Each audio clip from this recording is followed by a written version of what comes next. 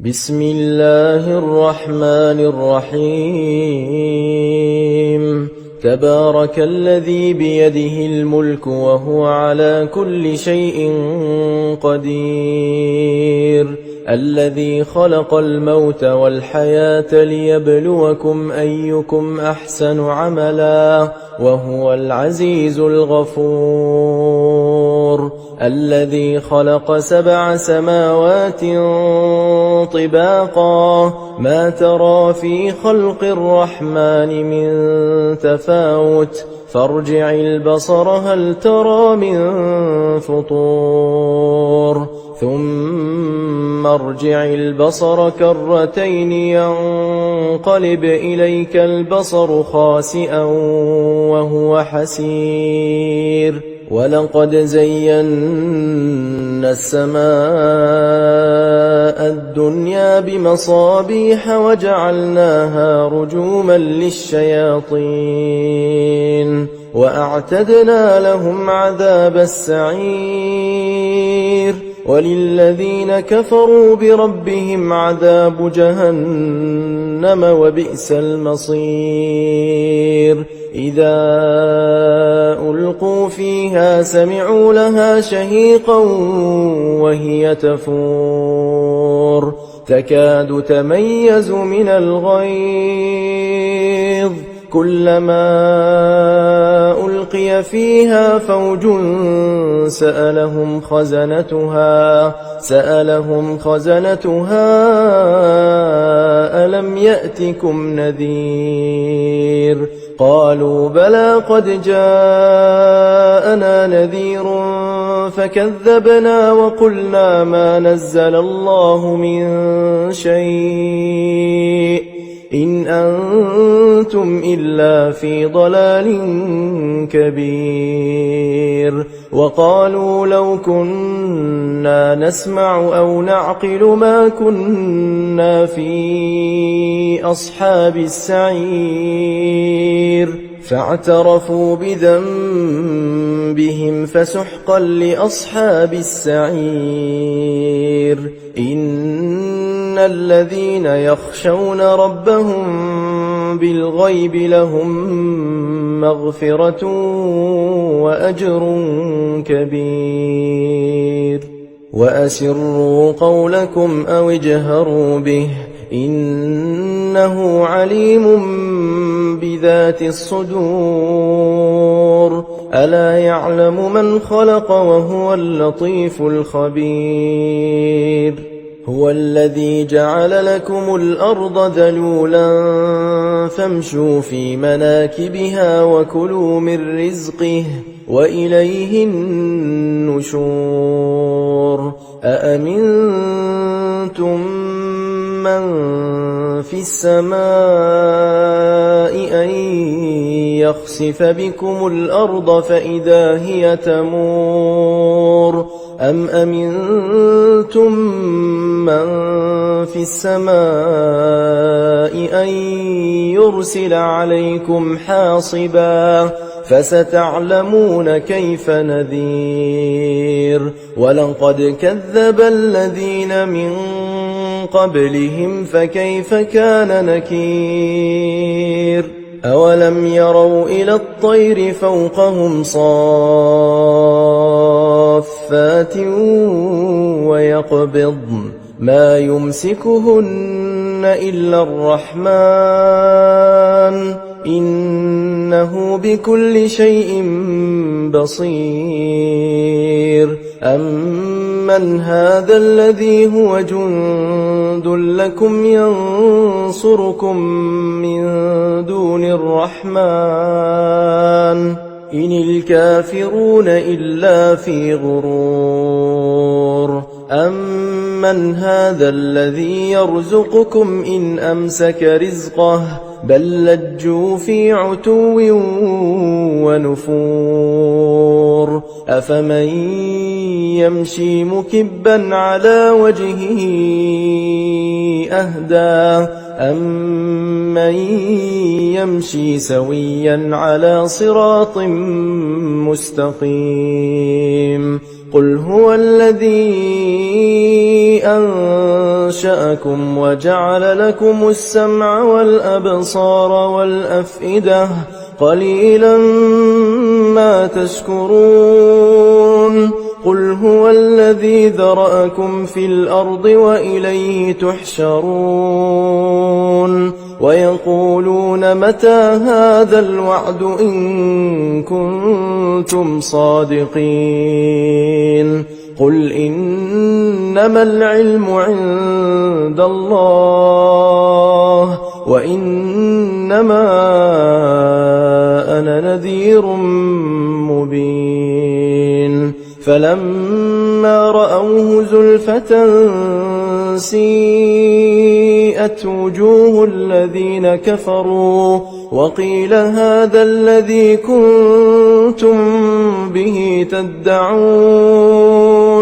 قل أرأيتم إن أهلكني الله ومن معي أو رحمنا فمن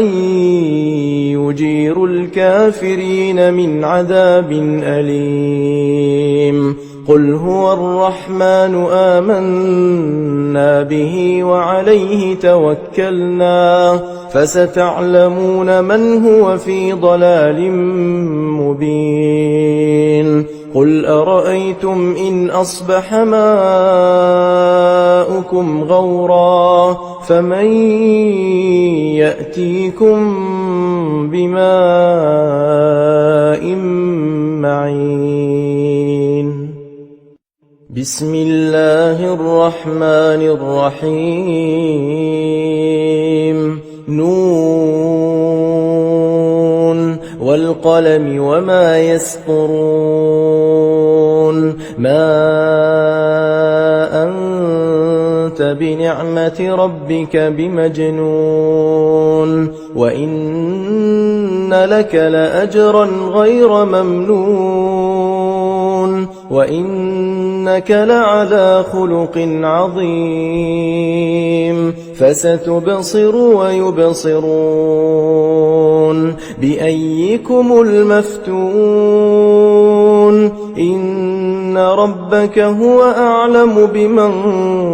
ضل عن سبيله وهو أعلم بالمهتدين فلا تطع المكذبين ودوا لو تدهن فيدهنون ولا تطع كل حلاف مهين هماز مشاء بنميم مناع للخير معتد أثيم عتل بعد ذلك زنيم أن كان ذا مال وبنين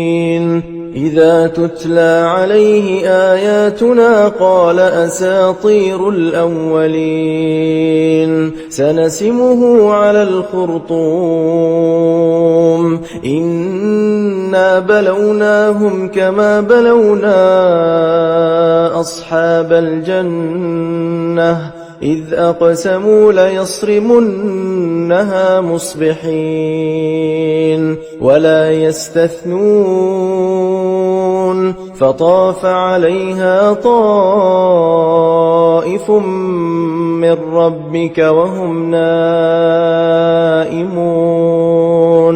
فأصبحت كالصريم فتنادوا مصبحين أن اغدوا على حرثكم إن كنتم صارمين فانطلقوا وهم يتخافتون ألا يدخلنها اليوم عليكم مسكين وغدوا على حرد قادرين فلما رأوها قالوا إنا لضالون بل نحن محرومون قال أوزعوا أوسطهم ألم أقل لكم لولا تسبحون قالوا سبحان ربنا إنا كنا ظالمين فأقبل بعضهم على بعض يتلاومون قالوا يا ويلنا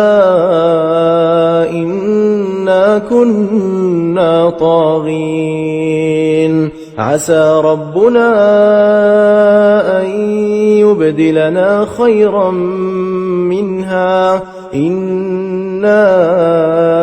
إلى ربنا راغبون كذلك العذاب ولعذاب الآخرة أكبر لو كانوا يعلمون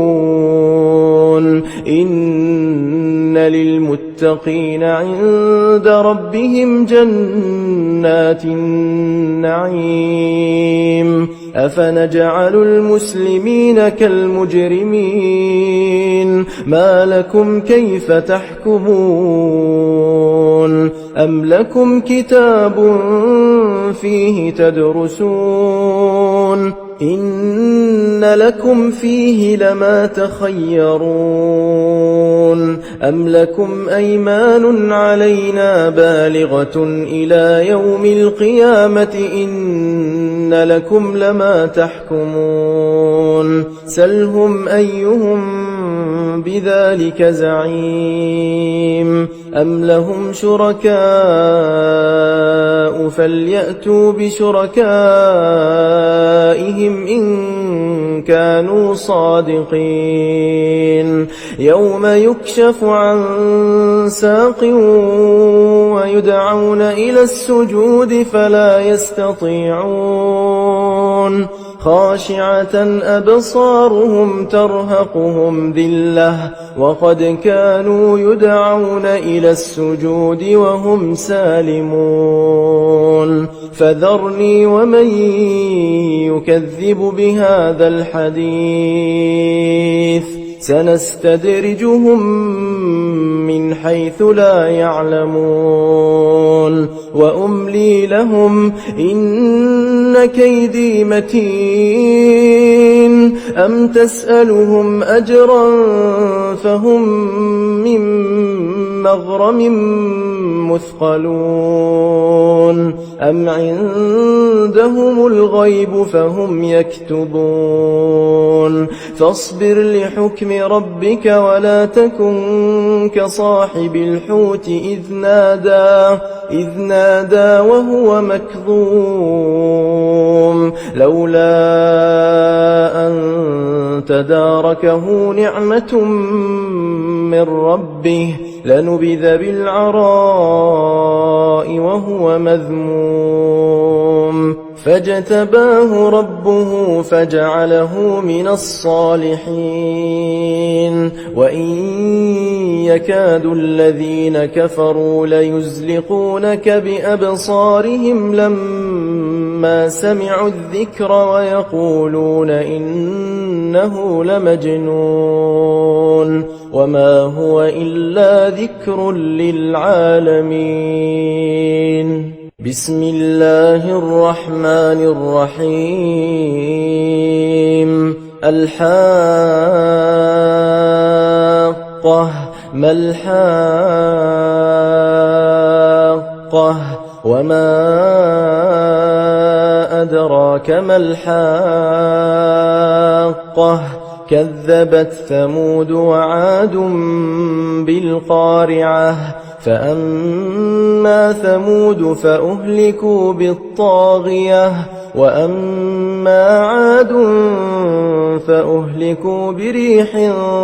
صرصر عاتية سخرها عليهم 7 ليال و8 أيام حسوما فترى القوم فيها صرعى كأنهم أعجاز نخل خاوية فهل ترى لهم من باقية وجاء فرعون ومن قبله والمؤتفكات بالخاطئة فعصوا رسول ربهم فأخذهم أخذة رابية إنا لما طغى الماء حملناكم في الجارية لنجعلها لكم تذكرة وتعيها أذن واعية فإذا نفخ في الصور نفخة واحدة وحملت الأرض والجبال فدكتا دكة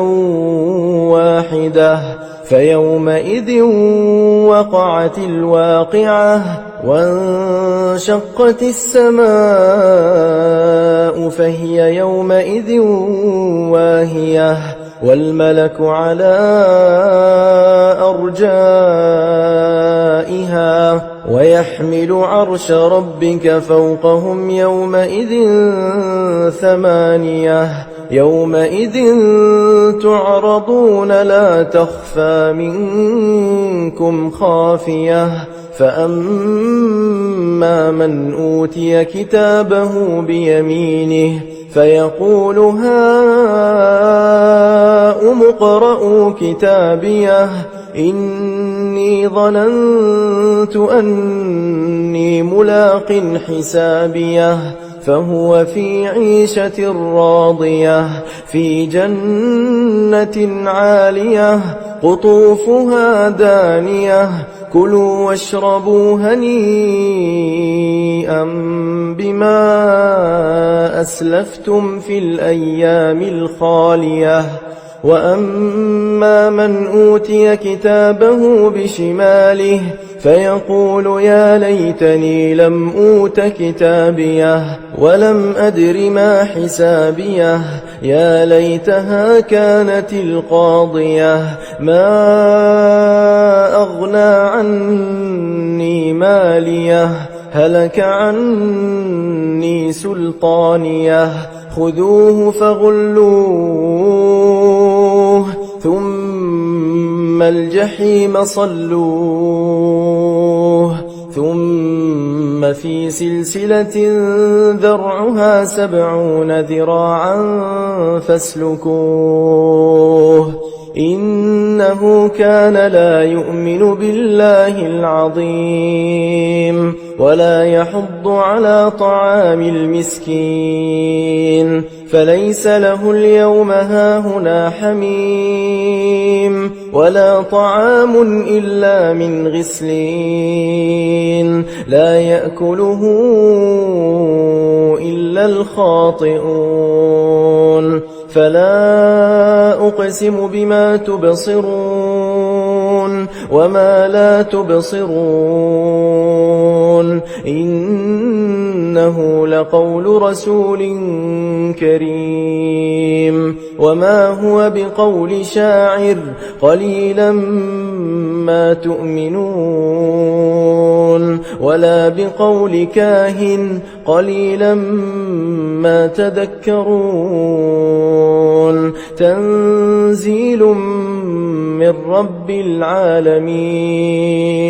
ولو تقول علينا بعض الأقاويل لأخذنا منه باليمين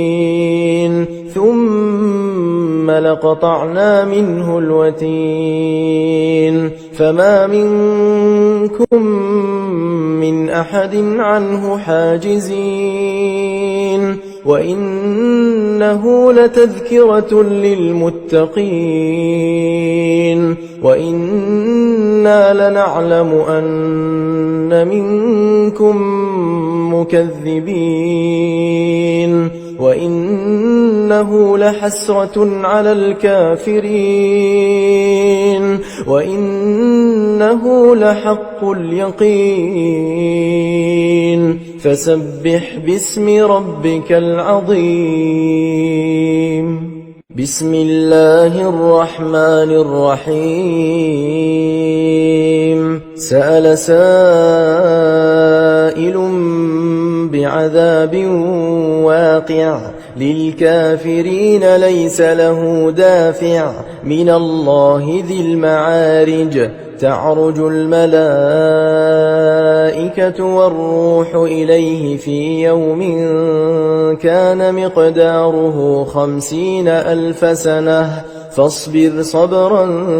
جميلا إنهم يرونه بعيدا ونراه قريبا يوم تكون السماء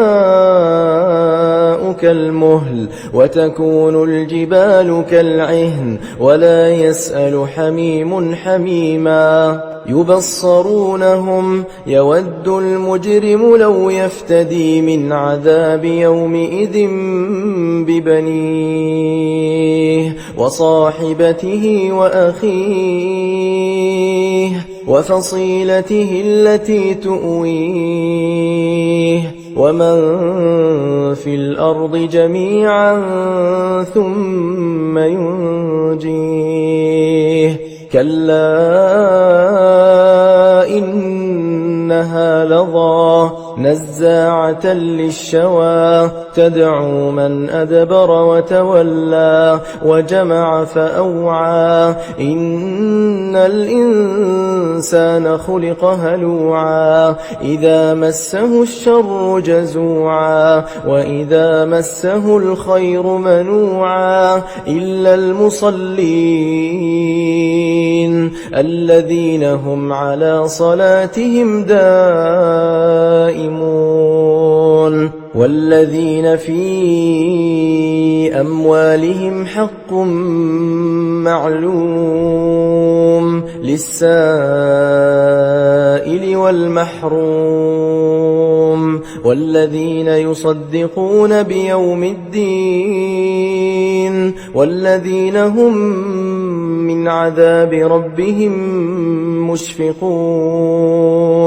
إن عذاب ربهم غير مأمون والذين هم لفروجهم حافظون إلا على أزواجهم أو ما ملكت أيمانهم فإنهم غير ملومين فمن ابتغى وراء ذلك فأولئك هم العادون والذين هم لأماناتهم وعهدهم راعون والذين هم بشهاداتهم قائمون والذين هم على صلاتهم يحافظون أولئك في جنات مكرمون فما للذين كفروا قبلك مهطعين عن اليمين وعن الشمال عزين أيطمع كل امرئ منهم أن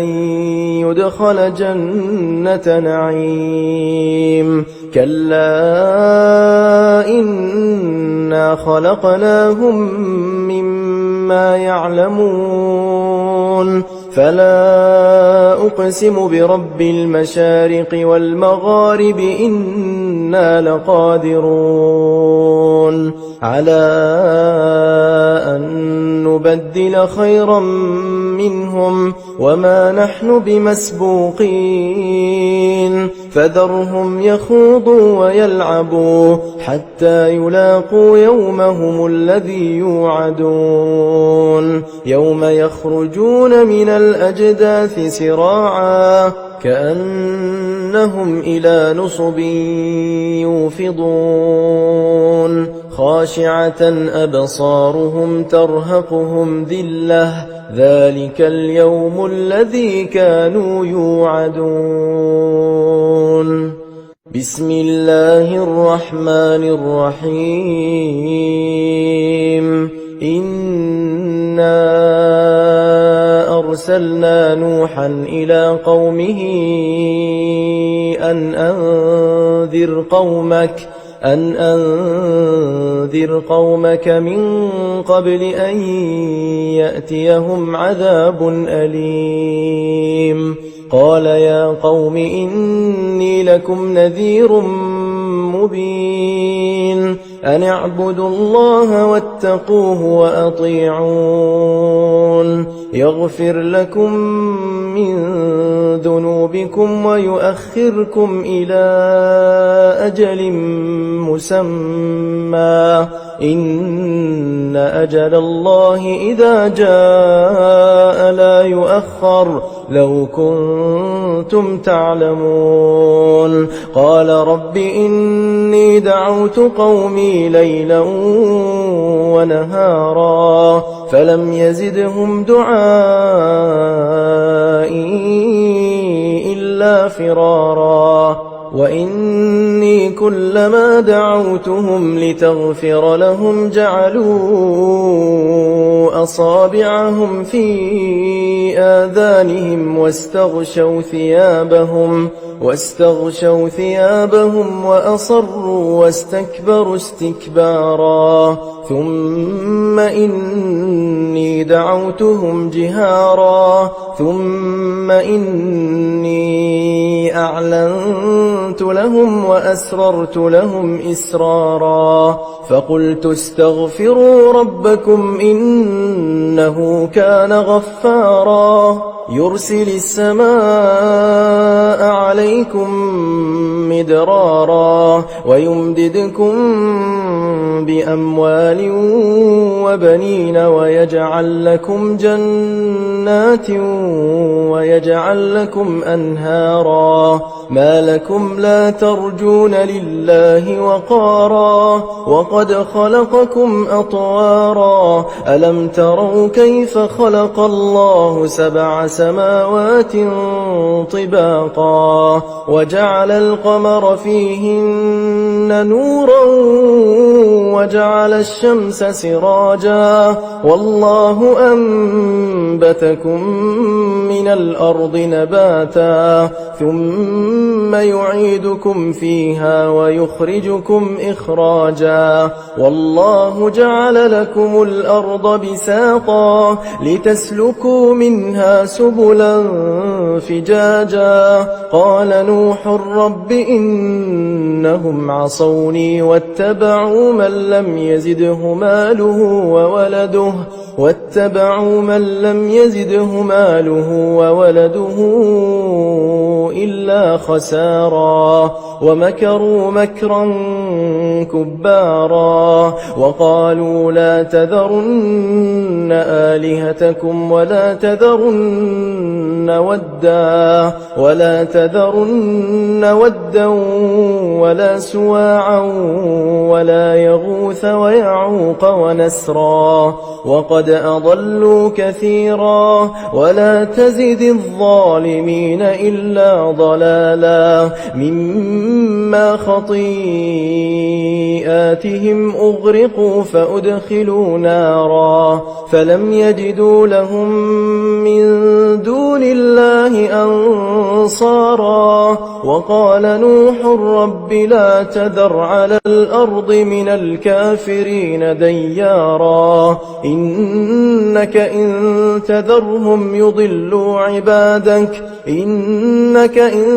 تذرهم يضلوا عبادك ولا يلدوا إلا فاجرا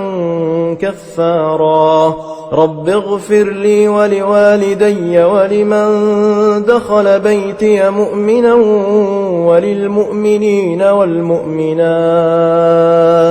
ولا تزد الظالمين إلا تبارا بسم الله الرحمن الرحيم قل أوحي إلي أنه استمع نفر من الجن فقالوا إنا سمعنا قرآنا عجبا يهدي إلى الرشد فآمنا به ولن نشرك بربنا أحدا وأنه تعالى جد ربنا ما اتخذ صاحبة ولا ولدا وأنه كان يقول سفيهنا على الله شططا وأنا ظننا أن لن تقول الإنس والجن على الله كذبا وأنه كان رجال من الإنس يعوذون برجال من الجن فزادوهم رهقا وأنهم ظنوا كما ظننتم أن لن يبعث الله أحدا وأنا لمسنا السماء فوجدناها ملئت حرسا شديدا وشهبا وأنا كنا نقعد منها مقاعد للسمع فمن يستمع الآن يجد له شهابا رصدا وأنا لا ندري أشر أريد بمن في الأرض أم أراد بهم ربهم رشدا وأنا منا الصالحون ومنا دون ذلك كنا طرائق قددا وأنا ظننا أن لن نعجز الله في الأرض ولن نعجزه هربا وأنا لما سمعنا الهدى آمنا به فمن يؤمن بربه فلا يخاف بخسا ولا رهقا وأنا منا المسلمون ومنا القاسطون فمن أسلم فأولئك تحروا رشدا وأما القاسطون فكانوا لجهنم حطبا وأن لو استقاموا على الطريقة لأسقيناهم ماء غدقا لنفتنهم فيه ومن يعرض عن ذكر ربه يسلكه عذابا صعدا وأن المساجد لله فلا تدعوا مع الله أحدا وأنه لما قام عبد الله يدعوه كادوا يكونون عليه لبدا قل إنما أدعو ربي ولا أشرك به أحدا قل إني لا أملك لكم ضرا ولا رشدا قل إني لن يجيرني من الله أحد ولن أجد من دونه ملتحدا إلا بلاغا من الله ورسالاته ومن يعص الله ورسوله فإن له نار جهنم خالدين فيها أبدا حتى إذا رأوا ما يوعدون فسيعلمون من أضعف ناصرا وأقل عددا قل إن أدري أقريب ما توعدون أم يجعل له ربي أمدا عالم الغيب فلا يظهر على غيبه أحدا إلا من ارتضى من رسول فإنه يسلك من بين يديه ومن خلفه رصدا ليعلم أن قد أبلغوا رسالات ربهم وأحاط بما لديهم وأحصى كل شيء عددا بسم الله الرحمن الرحيم يا أيها المزمل قم الليل الليل إلا قليلا نصفه أو انقص منه قليلا أو زد عليه ورتل القرآن ترتيلا إنا سنلقي عليك قولا ثقيلا إن ناشئة الليل هي أشد وطئا وأقوم قيلا إن لك في النهار سبحا طويلا واذكر اسم ربك وتبتل إليه تبتيلا رب المشرق والمغرب لا إله إلا هو فاتخذه وكيلا واصبر على ما يقولون واهجرهم هجرا جميلا وذرني والمكذبين أولي النعمة ومهلهم قليلا إن لدينا أنكالا وجحيما وطعاما ذا غصة وعذابا أليما يوم ترجف الأرض والجبال وكانت الجبال كثيبا مهيلا إنا أرسلنا إليكم رسولا شاهدا عليكم كما أرسلنا إلى فرعون رسولا فعصى فرعون الرسول فأخذناه أخذا وبيلا فكيف تتقون إن كفرتم يوما يجعل الولدان شيبا السماء منفطر به كان وعده مفعولا إن هذه تذكرة فمن شاء اتخذ إلى ربه سبيلا إن ربك يعلم أنك تقوم أدنى من ثلثي الليل ونصفه وثلثه وطائفة من الذين معك والله يقدر الليل والنهار علم أن لن تحصوه فتاب عليكم فاقرؤوا ما تيسر من القرآن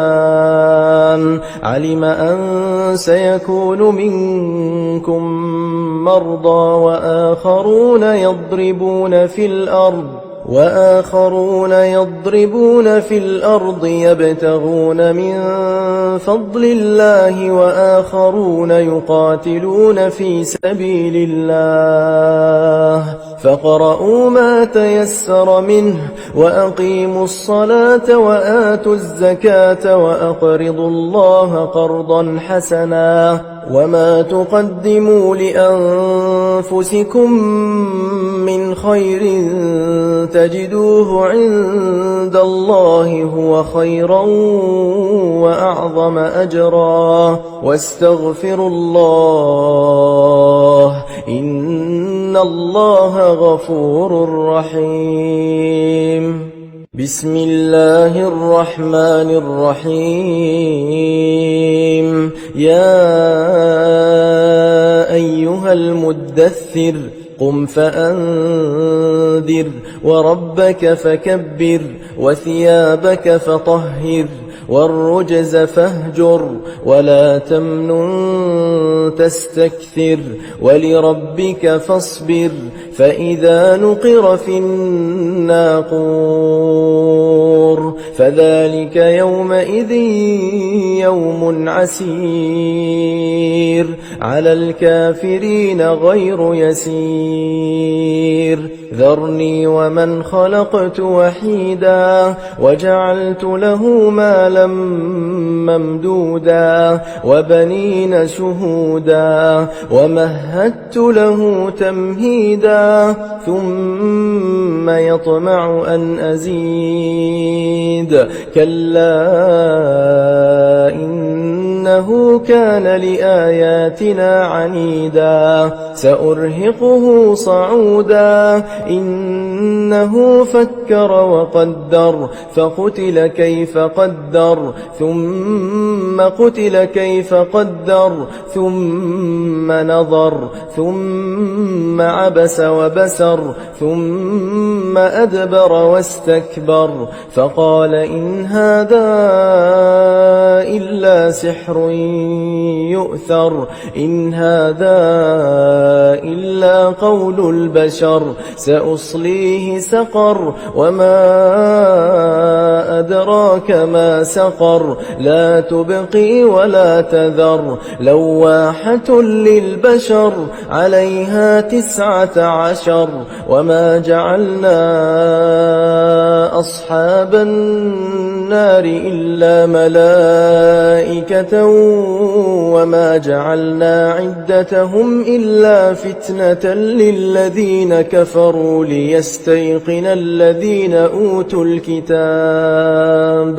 ليستيقن الذين أوتوا الكتاب ويزداد الذين آمنوا إيمانا ولا يرتاب الذين أوتوا الكتاب والمؤمنون وليقول الذين في قلوبهم مرض والكافرون ماذا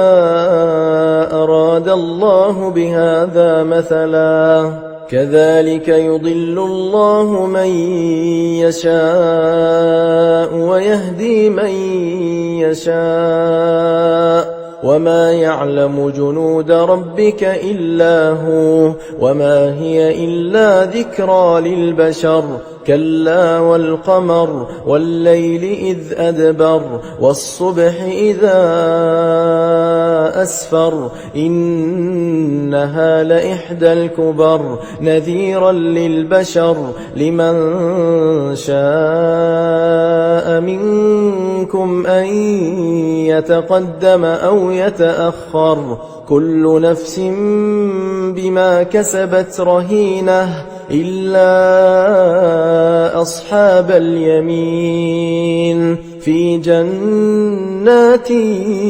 يتساءلون عن المجرمين ما سلككم في سقر قالوا لم نك من المصلين ولم نك نطعم المسكين وكنا نخوض مع الخائضين وكنا نكذب بيوم الدين حتى أتانا اليقين فما تنفعهم شفاعة الشافعين فما لهم عن التذكرة معرضين كأنهم حمر مستنفرة فرت من قسورة بل يريد كل امرئ منهم أن يؤتى صحفا منشرة كلا بل لا يخافون الآخرة كلا إنه تذكرة فمن شاء ذكره وما يذكرون إلا أن يشاء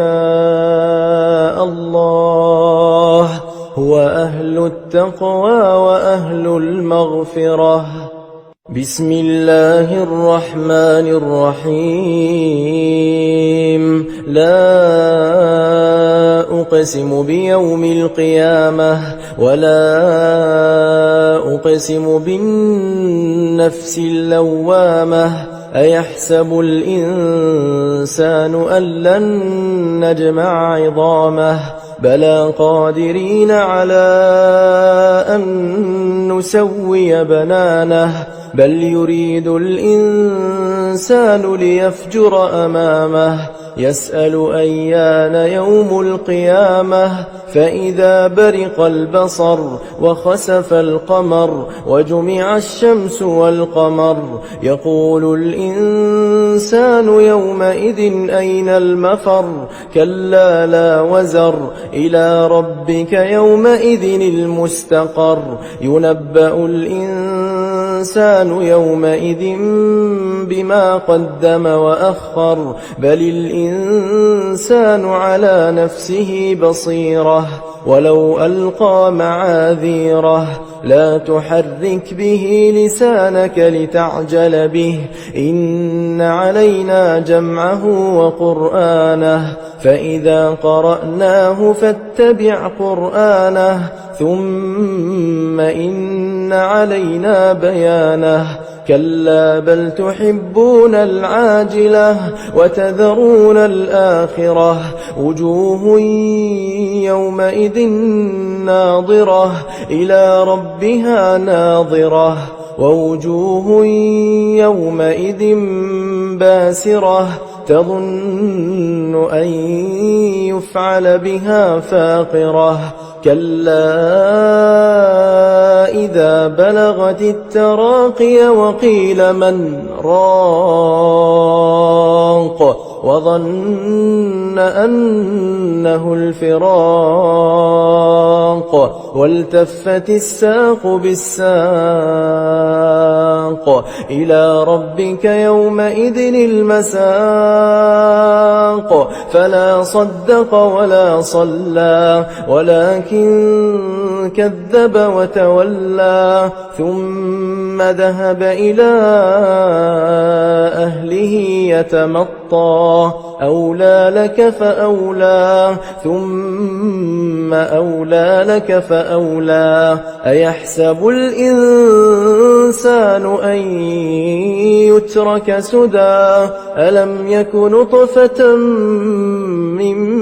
مني يمنى ثم كان علقة فخلق فسوى فجعل منه الزوجين الذكر والأنثى أليس ذلك بقادر على أن يحيي الموتى بسم الله الرحمن الرحيم هل أتى على الإنسان حين من الدهر لم يكن شيئا مذكورا إنا خلقنا الإنسان من نطفة أمشاج نبتليه فجعلناه سميعا بصيرا إنا هديناه السبيل إما شاكرا وإما كفورا إنا أعتدنا للكافرين سلاسل وأغلالا وسعيرا إن الأبرار يشربون من كأس كان مزاجها كافورا عينا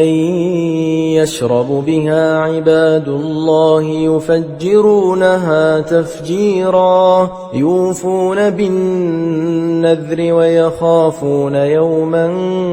كان شره مستطيرا ويطعمون الطعام على حبه مسكينا ويتيما وأسيرا إنما نطعمكم لوجه الله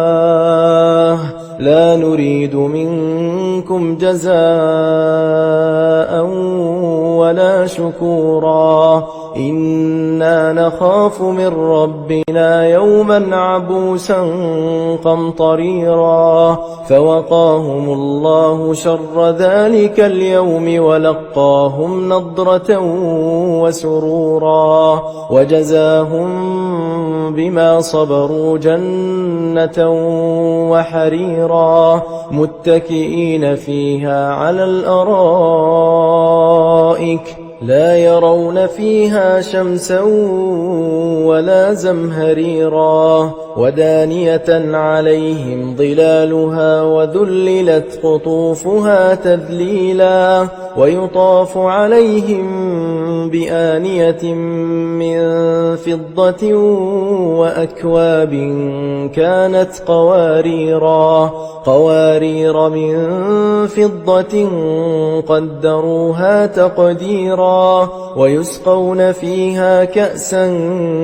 كان مزاجها زنجبيلا عينا فيها تسمى سلسبيلا ويطوف عليهم ولدان مخلدون إذا رأيتهم حسبتهم لؤلؤا منثورا وإذا رأيت ثم رأيت نعيما وملكا كبيرا عاليهم ثياب سندس خضر وإستبرق وحلوا أساور من فضة وسقاهم ربهم شرابا طهورا إن هذا كان لكم جزاء وكان سعيكم مشكورا إنا نحن نزلنا عليك القرآن تنزيلا فاصبر لحكم ربك ولا تطع منهم آثما أو كفورا واذكر اسم ربك بكرة وأصيلا ومن الليل فاسجد له وسبحه ليلا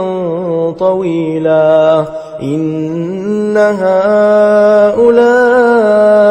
يحبون العاجلة ويذرون وراءهم يوما ثقيلا نحن خلقناهم وشددنا أسرهم وإذا شئنا بدلنا أمثالهم تبديلا إن هذه تذكرة فمن شاء اتخذ إلى ربه سبيلا وما تشاءون إلا أن يشاء الله إن الله كان عليما حكيما يدخل من يشاء في رحمته والظالمين أعد لهم عذابا أليما بسم الله الرحمن الرحيم والمرسلات عرفا فالعاصفات عصفا والناشرات نشرا فالفارقات فرقا فالملقيات ذكرا عذرا أو نذرا إنما توعدون لواقع فإذا النجوم طمست وإذا السماء فرجت وإذا الجبال نسفت وإذا الرسل أقتت لأي يوم أجلت ليوم الفصل وما أدراك ما يوم الفصل ويل يومئذ للمكذبين ألم نهلك الأولين ثم نتبعهم الآخرين كذلك نفعل بالمجرمين ويل يومئذ للمكذبين ألم نخلقكم من ماء مهين فجعلناه في قرار مكين إلى قدر معلوم فقدرنا فنعم القادرون ويل يومئذ للمكذبين ألم نجعل الأرض كفاتا أحياء